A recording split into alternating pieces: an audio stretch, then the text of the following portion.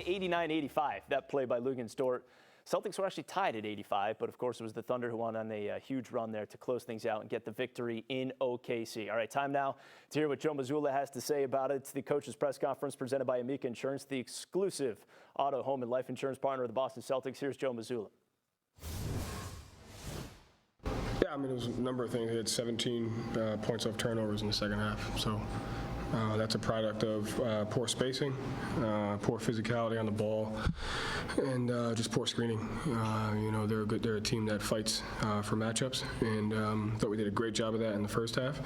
And those 17 points off turnovers, I think, were the difference maker down the stretch.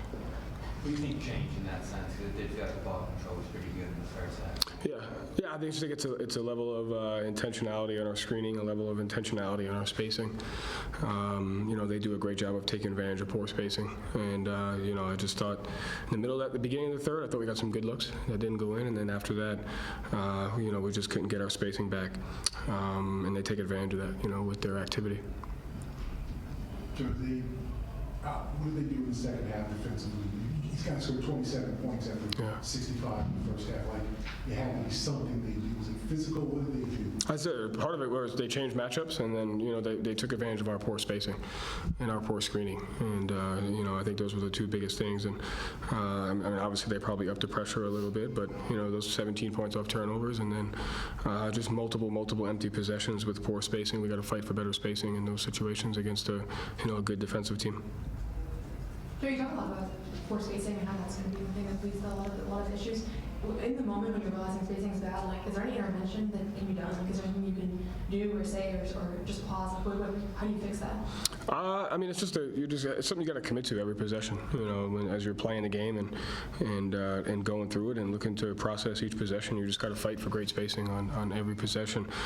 Sometimes different matchups and different coverages will mess it up. There was like a possession there that we ran a pin down and they got it, and it was empty side and we didn't get the corners filled, and they were able to take advantage of that. So a large portion of that is just kind of the discipline and continuing to do it over and over again each possession as you try to work through the flow of the game. You guys going to learn from this one, kind of expectations going in, you imagine it one way and then it goes this way. What do you kind of take from that? Yeah, I mean, nobody imagined anything. There was no imagining, or the expectation was to play 48 minutes. I think you look at the first half that we were able to put together, but at the same time you have it to 13 and we give up 2 offensive rebounds at the end of the second quarter. Like, stuff like that keeps teams alive. And then just every possession matters, whether it's offense or defense. Just critical possessions that we have to be better on both sides of the ball, and we got to just continue to work at that. Jay, been 21 that first half into the score in the second half. Do you see anything either in his game or the way they changed coverages on him to make it more powerful? Yeah, they moved to him. That had a little bit to do with it. But I think there's times where, again, we have to fight for our spacing to give guys opportunities to score. And, obviously if that happens, that's on me, that's on everybody. But, we just got to be better offensively. Joe, when you guys are struggling, are guys maybe trying to do a little too much on their own, a little too much one-on-one, try to do something themselves to get you guys out of that second half, right? No, I think it's more about the spacing. I think we want guys to do that when we have the right spacing, which I thought we did that in the first half. And so that comes out. That's everything. Spacing is offense, and so we have to fight to be more disciplined in that. You talked about having to give something up, and it was the threes to do it. I mean, you got to give something up to this team. It seemed like it worked until maybe the last 4 minutes.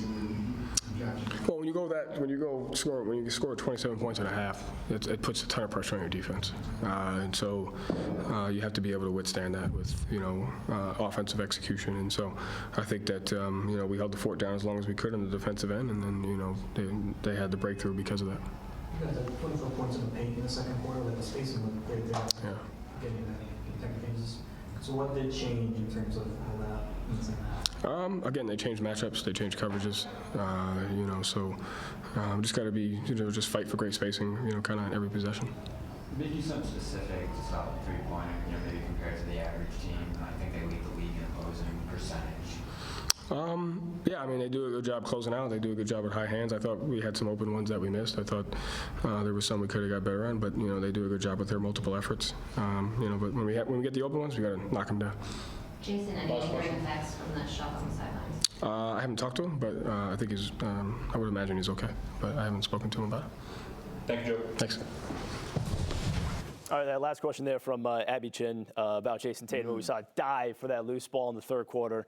Was able to, great hustle play, was able to come back and obviously got, he was pretty much the only one scoring for them towards the end of that game. But going back to some of what Joe Mazzulla had to say there, and talking about the spacing and also Oklahoma City's ability to kind of close out. Eddie, how much did that affect the Celtics in their ability to get off good looks today?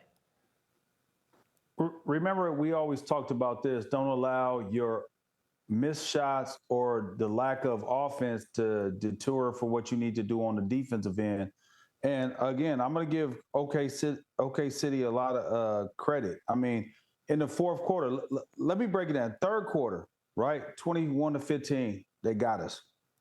5 for 22, that's what we had. We won for 13 from 3. Okay, what adjustments do we make? Well, 29-12 in the fourth quarter, OKC. Points in the paint, 10-0, OKC. 7 turnovers. Both of us had 7 turnovers in the fourth quarter, right? But OKC was able to capitalize off those turnovers and get 13 points. So they're plus 10 just on that alone. So, yeah, you're going to lose games when you're not able to capitalize off turnovers, number one. You can't make shots, number two, and you can't get stops, number three. You're going to lose a basketball game in that way. So I want to give credit to OKC. Again, I don't like the way that the referees called the game in the second half. I thought it was a little bit one-sided, but move that to the side. You still had opportunity because you went in the third quarter winning. And in the fourth quarter, you just laid an egg. Yeah, and I go back to, like, Joe Mazzulla was clearly not thrilled with the spacing. He didn't like the way the guys didn't fight for space. Like, in the first half, it felt like Porzingis could go post up whenever he wanted, and they got the ball inside, and they feasted on points in the paint. And then in the second half, they just got completely away from it. Now, some of that is OKC switching things up a little bit and making it more difficult to get those. But it just didn't seem like the Celtics wanted to work for that. They were content to take the threes that were there. They weren't falling. We've seen this before. Like, the Celtics, when that shot isn't going, they have to find alternate ways to generate consistent offense. And sometimes that's just getting a stop and getting in transition. But even then, because OKC is so good at getting back and getting set, it makes it difficult. And then the next thing you know, you're kicking the ball all over the place. And the early fourth quarter turnovers and what the Lou Dort that we showed where he just goes and rips the ball away and gets a bucket in transition, like, those little things add up. And when you can't get consistent offense and you're frustrated too with the whistles, it's just a bad situation. So, I don't know. It's just so crazy that they were that good in the first half in getting what they wanted. Felt like this was a clear, they had a game plan coming in and it was working. And then they just got completely taken away from it in the second half by OKC. I think a lot of people, you're going to hear it tomorrow on Talk Radio, wherever it is, pointing out that 9 for 46 is kind of the headline here. The Celtics going 9 for 46 from 3. How much of that was a byproduct, Eddie, of the Thunder's defense, and how much of that was them missing shots or just not getting good looks? That's a tough shot right there. That's an open shot. Just don't miss it. So let me analyze everything right here. Do you need to take that shot? Maybe you can make one more pass. Here's another contested shot. And you know what? These highlights is going to illustrate exactly what I'm getting ready to say. Do you know we have 14 assists in the first half, right? And we ended up with 17 assists in the game, which means the ball wasn't hopping. And a team like OKC, you have to make them move their bodies. They're young, they're aggressive, they're physical, and you have to move them off their square. You got to make sure that if they're closing out, got to make the next pass. If it's not a wide open shot, you got to pass up a shot to get a good shot, and sometimes pass up a good shot to get a great shot. And the only way you do that is put them in rotation.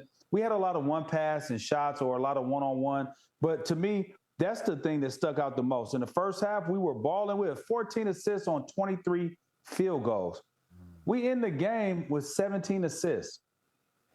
Yeah. We end the game with 17 assists. That just means, like, for whatever reason, I don't know if it was OKC defense. We could give them credit and say that.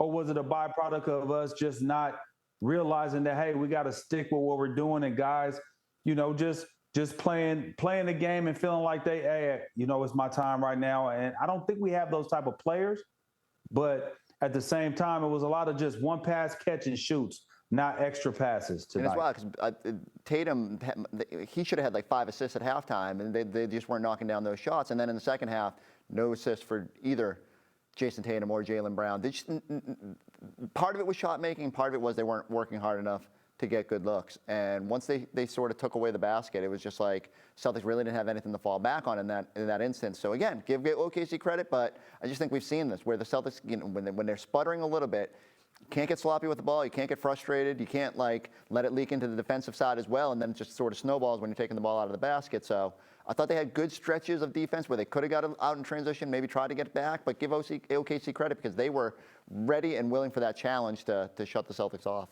All right, again, it was a 15-3 run that really separated things and got the Thunder the win over the Celtics in this one this afternoon. 105-92, your final score. 65 points in the first half, just 27 in the entire second half. We got plenty more reaction coming your way here. Celtics Postgame Live's back right after this. Celtics Postgame Live is brought to you in part by